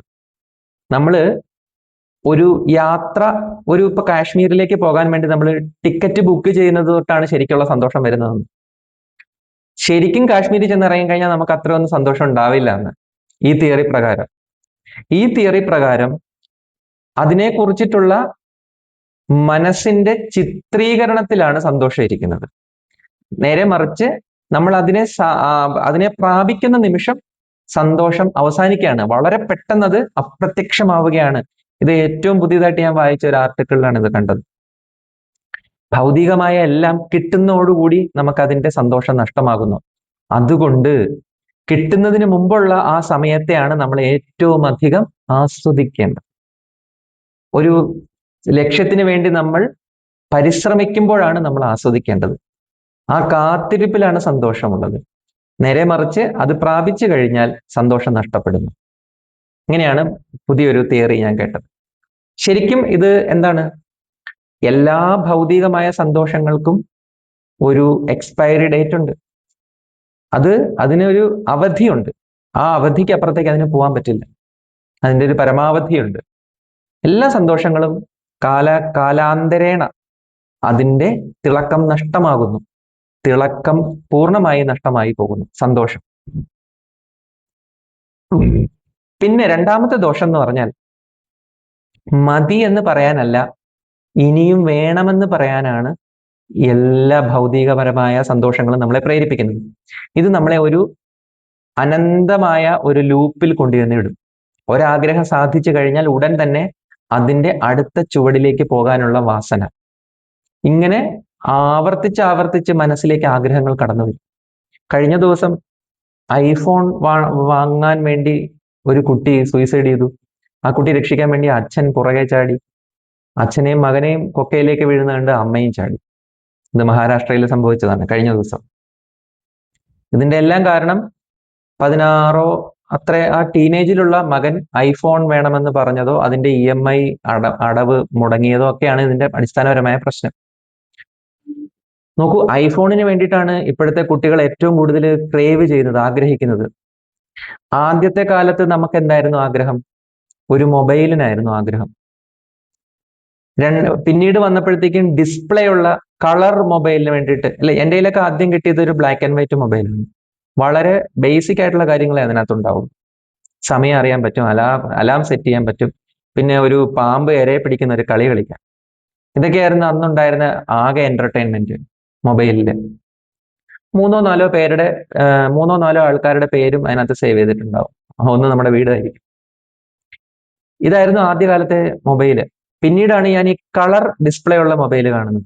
അപ്പോൾ ഈ മൊബൈലിന് ഒരു അർത്ഥമില്ലാതായിപ്പോയി. നമ്മുടെ ഒരു സുഹൃത്തിന്റെ കയ്യിൽ വില കൂടിയ ഒരു ഫോൺ ഇരിക്കുന്നു, അതിന്റെ കളർ ഡിസ്പ്ലേ. നമുക്കാണെങ്കിലോ ബ്ലാക്ക് ആൻഡ് വൈറ്റ് ഡിസ്പ്ലേ.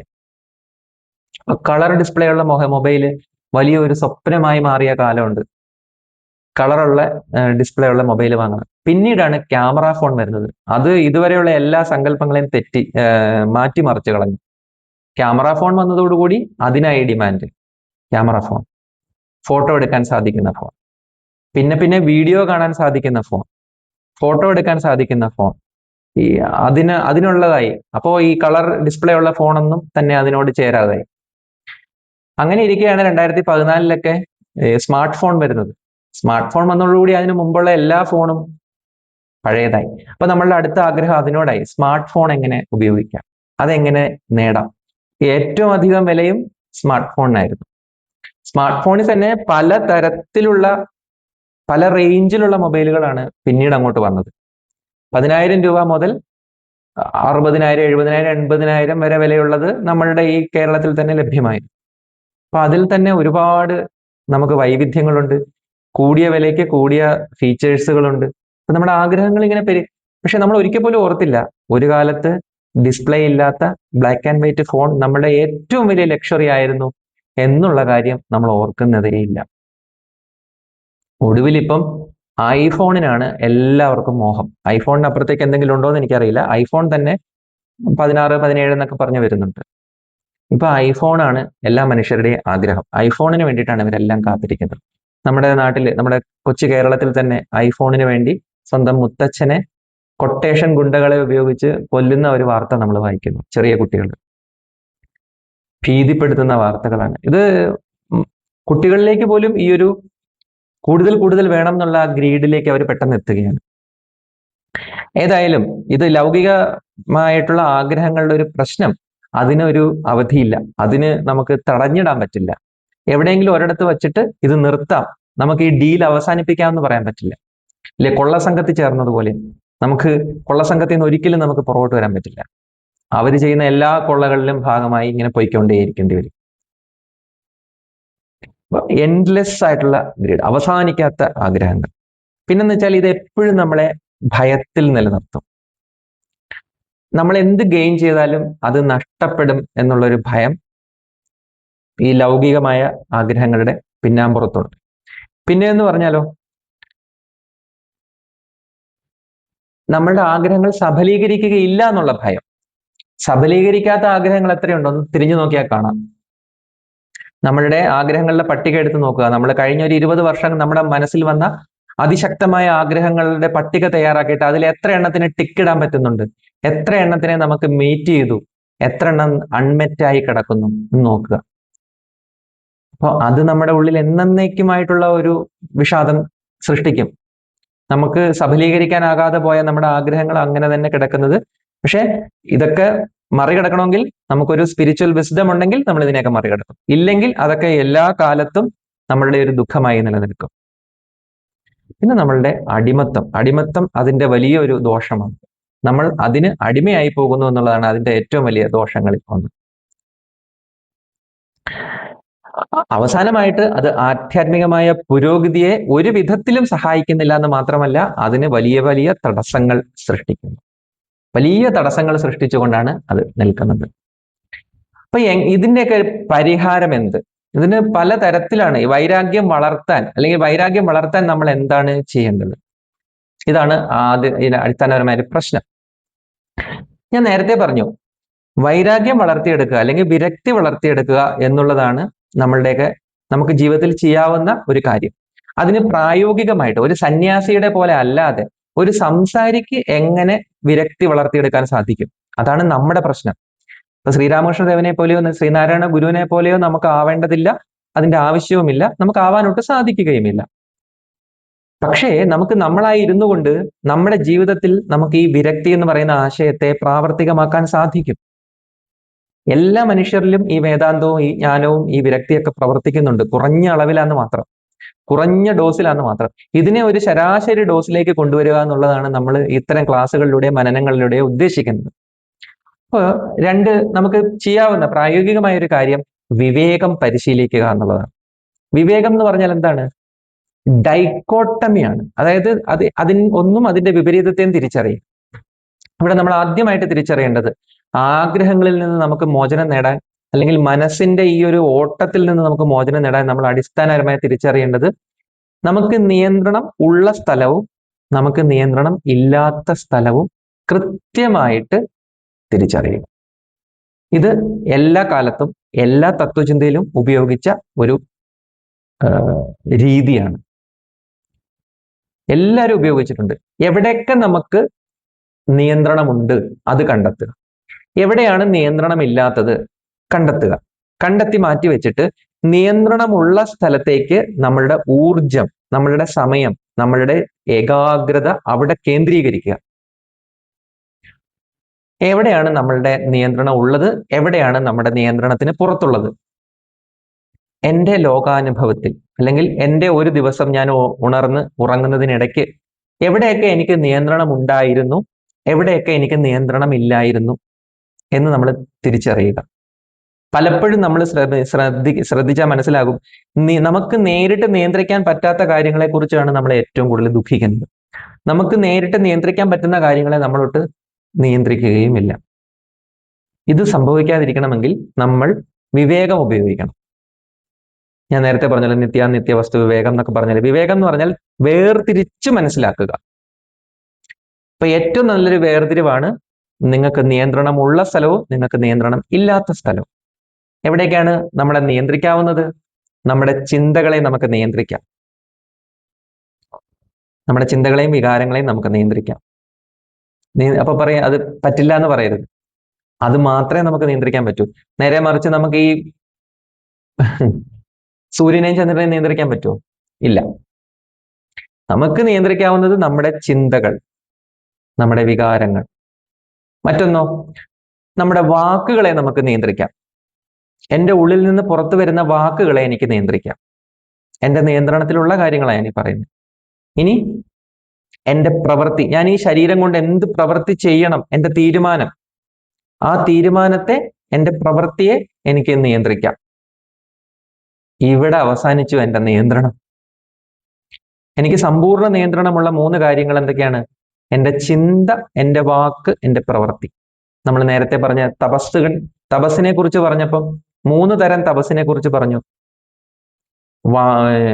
ശരീരം കൊണ്ടുള്ള തപസ്, വാങ്മയമായ തപസ്, പിന്നെ മനസ്സ് കൊണ്ടുള്ള തപസ് എന്ന് പറഞ്ഞു. എന്തുകൊണ്ടാണ് അങ്ങനെ പറയാൻ കാരണം? ഭഗവത്ഗീതയിൽ ഇത് 3 നിങ്ങളുടെ കയ്യിലുള്ളൂ. നിങ്ങളുടെ കയ്യിലുള്ളത് വെച്ചിട്ടില്ലേ നിങ്ങൾക്ക് എന്തെങ്കിലും ചെയ്യാൻ പറ്റും. റിയൽ ആയിട്ട് ചെയ്യണമെങ്കിൽ നമുക്ക് നിയന്ത്രണം ഉള്ളിടത്തെ നമുക്ക് ചെയ്യാൻ പറ്റും. അതുകൊണ്ട് ഈ 3 സ്ഥലത്താണ് നമ്മൾ കൺട്രോൾ കൊണ്ടുവരാൻ ശ്രമിക്കേണ്ടത്, അല്ലാതെ നമ്മുടെ വീട്ടിലോ നാട്ടിലോ അല്ല. നമുക്ക് എവിടേക്കാണ് നിയന്ത്രണം ഇല്ലാത്തത്? ഒന്ന്, ബാഹ്യലോകം. അതായത് എൻ്റെ ശരീരത്തിന് പുറത്ത് നടക്കുന്ന ഒന്നിലും സത്യത്തിൽ എനിക്ക് നിയന്ത്രണം ഇല്ല. എനിക്ക് ഈ മുറിയിലെ കാറ്റൊന്നും നിയന്ത്രിക്കാൻ പറ്റില്ല, ഈ മുറിയിലെ യാതൊന്നും നിയന്ത്രിക്കാൻ പറ്റില്ല. ഈ മുറി എൻ്റെ നിയന്ത്രണത്തിലല്ല. ചില നീക്കുപോക്കുകൾ നടത്താൻ സാധിക്കും, അതും എപ്പോഴും നടത്തിക്കൊള്ളണമെന്നില്ല. അത്ര മാത്രമേ ഉള്ളൂ. പുറം ലോകത്ത് നമുക്ക് ഒരു സ്വാതന്ത്ര്യവും ഇല്ല, അത് നമ്മുടെ നിയന്ത്രണത്തിന് പുറത്താണ്. പിന്നെ ബാഹ്യലോകം 2 എന്ന് പറഞ്ഞാൽ മറ്റുള്ള മനുഷ്യരുടെ അഭിപ്രായങ്ങൾ, മറ്റുള്ള മനുഷ്യരുടെ ചിന്തകൾ, മറ്റുള്ള മനുഷ്യരുടെ വാക്കുകൾ. ഇത്തരം കാര്യങ്ങളിൽ വാസ്തവത്തിൽ നമുക്ക് നിയന്ത്രണങ്ങളില്ല. നമ്മുടെ നിയന്ത്രണത്തിന് പുറത്താണ് പ്രകൃതി അതിനെ വെച്ചിരിക്കുന്നത്. അതിനെ റെസ്പെക്ട് ചെയ്താൽ മതി. നമുക്ക് നിയന്ത്രണമില്ലാത്ത കാര്യങ്ങളെ നിയന്ത്രണമില്ലെന്ന് അക്സെപ്റ്റ് ചെയ്തിട്ട് അതിനോടൊരു ആദരവ് പ്രകടിപ്പിച്ചാൽ മാത്രം മതി. അപ്പൊ മറ്റൊരാളുടെ അഭിപ്രായത്തെ ഞാൻ എന്തിനാണ് സ്വാധീനിക്കാൻ പോണത്? ഞാൻ എന്തിനാണ് മാറ്റാൻ പോണത്? അയാൾക്ക് അയാളുടെ അഭിപ്രായം ഇരിക്കെ തന്നെ എനിക്ക് ഞാനായി ഇരിക്കാൻ പറ്റുമല്ലോ. അപ്പൊ മറ്റുള്ളവരുടെ അഭിപ്രായം, അതുപോലെ മറ്റുള്ളവർ പറയുന്ന അഭിപ്രായങ്ങൾ കേട്ട് നമ്മൾ ചൂളി പോകാതിരിക്കുക. മറ്റുള്ളവർ എന്ത് വിചാരിക്കുമെന്നോർത്ത് നമ്മൾ ചെയ്യുകയോ ചെയ്യാതിരിക്കുകയോ അരുത്. കാര്യം അത് നമ്മുടെ കൺട്രോളിന് പുറത്തുള്ളതിനെ പൂർണ്ണമായിട്ടും വിട്ടേക്കുക. ഇതൊക്കെ നമ്മൾ ജീവിതത്തിൽ പഠിക്കും. ചില ഘട്ടങ്ങളിൽ നമ്മൾ വലിയ വില കൊടുത്ത് പഠിക്കും. പക്ഷെ ഇപ്പൊ നമ്മുടെ പുസ്തകങ്ങളിൽ ഇത് എഴുതി വെച്ചിട്ടുണ്ട്, ഗുരുക്കന്മാർ നമുക്കിത് പറഞ്ഞു തന്നിട്ടുണ്ട്. ഇനി 3-മത്തേത്, ഭാവിയിൽ സംഭവിക്കാൻ പോകുന്ന കാര്യങ്ങളിലും നമുക്ക് നേരിട്ട് ഇടപെടാൻ പറ്റില്ല. ഭാവിയിൽ എന്ത് സംഭവിക്കും, നാളെ എന്ത് സംഭവിക്കും, എനിക്ക് ഒരു പിടിയില്ല. പണ്ട് ഞാൻ വിചാരിച്ചതുപോലൊന്നും അല്ല ഇപ്പൊ നടന്നുകൊണ്ടിരിക്കുന്നതെന്ന് നമുക്ക് എല്ലാവർക്കും അറിയാം. നമ്മളൊരു 20 വർഷം മുമ്പ് ഈ 2026 നമ്മൾ ഇങ്ങനെയാണ് ഇരിക്കാൻ പോകുന്നതെന്ന് ഒരു 20 years ബാക്കിന് മുമ്പ് കൃത്യമായിട്ട് ചിന്തിക്കാൻ പറ്റിയ എത്ര പേരുണ്ട് ഈ കൂട്ടത്തിൽ? 2026 ഓഗസ്റ്റിൽ ഞാൻ ഇപ്പോൾ ഇരിക്കുന്ന അവസ്ഥയിലായിരിക്കുമെന്ന് ഒരു 20 വർഷം മുമ്പ് കൃത്യമായി പ്രവചിക്കാൻ സാധിച്ച, അല്ലെങ്കിൽ വിഭാവനം ചെയ്യാൻ സാധിച്ച എത്ര പേരുണ്ട്? എനിക്ക് തോന്നുന്നില്ല ആരും ഉണ്ടാവുന്നു. അത്രമേൽ അപ്രവചനീയമാണ് ഈ ലോകം, അത്രമേൽ അപ്രവചനീയമാണ് ഈ ജീവിതം. നോക്കൂ, ഇതിനെ പ്രവചിക്കാനൊന്നും ശ്രമിക്കരുത്. ഇതിനെ പ്രവചിക്കാനോ ഇതിനെ നിയന്ത്രിക്കാനോ ശ്രമിക്കരുത്. പകരം ഇത് നമ്മുടെ നിയന്ത്രണത്തിനും നമ്മുടെ പ്രവചനങ്ങൾക്കും എല്ലാം അപ്പുറമാണ് ജീവിതം. പുറമെ സംഭവിക്കുന്ന ജീവിതം അല്ലെങ്കിൽ ഭാവി ജീവിതം, അത് പ്രകൃതി നമ്മളിൽ നിന്ന് മറച്ചു വെച്ചിരിക്കുന്നു എന്നുള്ളത് അങ്ങോട്ട് സ്വീകരിച്ചാൽ മതി. അങ്ങനെ സ്വീകരിക്കുന്നത് കൂടി നമുക്ക് സമാധാനം കിട്ടും. ഇത് സ്വീകരിക്കാതിരിക്കുന്നതാണ്, അത് അറിയാൻ ശ്രമിക്കുന്നതാണ്, അല്ലെങ്കിൽ അതിനെ നിയന്ത്രിക്കാൻ ശ്രമിക്കുന്നതാണ് നമ്മളുടെ പ്രശ്നം. അപ്പോൾ നമുക്ക് 3 കാര്യങ്ങളിൽ എന്തില്ല? നമുക്ക് നിയന്ത്രണമില്ല. ബാഹ്യലോകത്ത് നിയന്ത്രണമില്ല, മറ്റുള്ളവരുടെ അഭിപ്രായങ്ങളെ നിയന്ത്രിക്കാൻ പറ്റില്ല, ഭാവിയിൽ സംഭവിക്കാൻ പോകുന്ന കാര്യങ്ങളെയും നമുക്ക് നിയന്ത്രിക്കാൻ സാധിക്കുകയില്ല. ഇതാണ് നമ്മൾ ആദ്യമായിട്ട് ചെയ്യേണ്ടത്. രണ്ടാമത് നമ്മൾ എന്താണ് ചെയ്യേണ്ടത്? രണ്ടാമത് ചെയ്യുന്നതിന് പറയുന്ന പേരാണ് വിധിയെ ഗുരുവായി കാണുക. വിധി എന്ന് പറഞ്ഞാൽ എന്താണ്? നമ്മുടെ നിയന്ത്രണത്തിന് പുറത്ത് എന്ത് സംഭവിച്ചാലും അത് ഗുരുവായി കണ്ടേക്കുക, അനുഭവം ആയി കണ്ടേക്കുക. ഞാൻ പറയുന്ന മനസ്സിലാവുന്നുണ്ടോ? നമുക്ക് നിയന്ത്രിക്കാവുന്ന കുറച്ച് കാര്യങ്ങളുണ്ട്. നമ്മൾ എന്ത് കഴിക്കണം, നമ്മൾ എന്ത് സംസാരിക്കണം, നമ്മൾ എന്ത് ചിന്തിക്കണം, ഇതൊക്കെ നമ്മുടെ നിയന്ത്രണത്തിലാണ്. അവിടെ മാത്രം നിയന്ത്രണം കൊണ്ടുവരിക, അതിനെ മാത്രം നിയന്ത്രിച്ച് നല്ല രീതിയിൽ ജീവിച്ചോളൂ. ഇനി വിധി എന്ന് പറയുന്നത് എന്താണ്? എന്തൊക്കെയാണോ പുറത്ത് നമ്മളിൽ സംഭവിച്ചുകൊണ്ടിരിക്കുന്നത് അതെല്ലാം വിധിയാ. ഇപ്പൊ നമ്മളൊരു കാർ ഓടിച്ചു പോകുന്നു. കാർ മര്യാദയ്ക്ക് നിയമങ്ങൾ അനുസരിച്ച് ഓടിക്കുക എന്നുള്ളത് നമുക്ക് നിയന്ത്രണമുള്ള കാര്യമാണ്. അതേസമയം മറ്റൊരാള് നിയന്ത്രണം വിട്ട് നമ്മളിലേക്ക് വന്നാൽ അത് നമ്മുടെ നിയന്ത്രണത്തിന് പുറത്തല്ലേ? അത് വിധിയാണ്. വിധി എന്ന് പറഞ്ഞാൽ നമ്മുടെ നിയന്ത്രണത്തിന് പുറത്ത് ഉള്ളതെന്നാണ് അർത്ഥം. നമ്മുടെ ജീവിതത്തിനകത്ത് സംഭവിക്കുന്നത്, അതായത് ഞാൻ ഒരു വിവേക ബുദ്ധിയുമില്ലാതെ കണ്ണി കണ്ടതെല്ലാം എടുത്ത് കഴിച്ച് വയറിന് അസുഖം വന്നു, അത് വിധിയാണെന്ന് പറഞ്ഞാൽ അതിനപ്പുറം ഒരു ഭോഷ്ക് വേറെയില്ല. അത് വിധിയല്ല, അത് നിങ്ങൾ ഇരന്ന് വാങ്ങിയതാണ്. നമ്മൾ തെറ്റായ രീതിയിൽ ജീവിച്ച് അതിന്റെ തെറ്റായ ഫലങ്ങൾ നമ്മളിലേക്ക് വരുമ്പോൾ അതിനെ വിധി എന്ന് പറയരുത്. അത് നമ്മൾ ചെയ്ത കർമ്മഫലം എന്ന് മാത്രം ഉദ്ദേശിച്ചാൽ മതി. നമ്മൾ ചെയ്ത തെറ്റായ കർമ്മങ്ങളുടെ എഫക്റ്റ് ആണിത്. നമ്മൾ എക്സർസൈസ് ചെയ്യാതെ ജീവിക്കുന്നു, നമ്മൾ മോശം ഭക്ഷണശീലം പിന്തുടരുന്നു, നാളെ നമ്മുടെ ആരോഗ്യം താറുമാറാകും. അപ്പോൾ അത് വിധിയല്ല. നമ്മൾ ചിലപ്പോൾ രോഗക്കിടക്കയിലാവാം, അത് വിധിയല്ല. അത് നമ്മൾക്ക് നിയന്ത്രണം ഉണ്ടായിരുന്ന കാര്യങ്ങളിൽ നമ്മൾ ശരിയായ നിയന്ത്രണം കൊണ്ടുവരാത്തതിന്റെ ഫലമാണ്. അത് ശ്രദ്ധിക്കുക.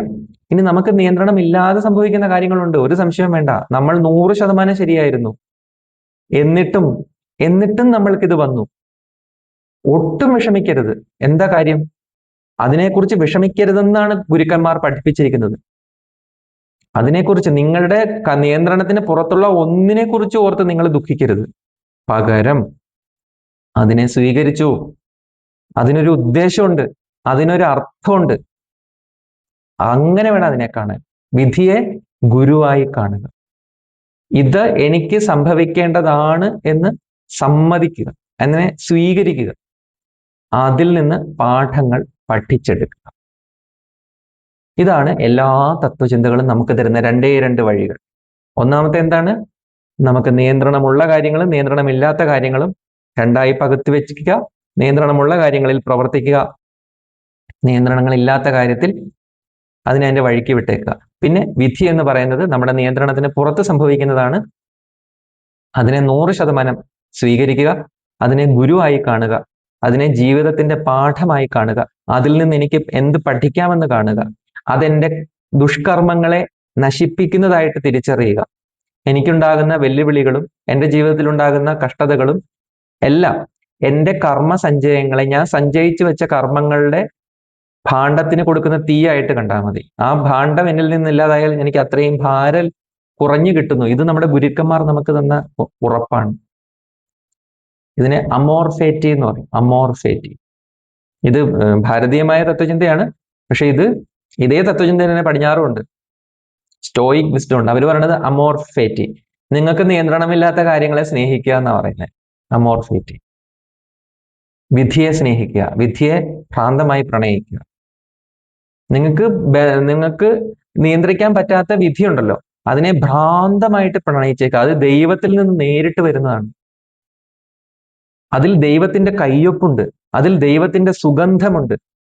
ദൈവത്തിന്റെ സ്വന്തം കൈപ്പടയിൽ എഴുതിയതാണത്. ദൈവത്തിന്റെ മാത്രം കയ്യിലുള്ള സുഗന്ധം അതിൽ പുരണ്ടിട്ടുണ്ട്. ദൈവത്തിന്റെ കയ്യൊപ്പോടുകൂടി വരുന്നതാണ്.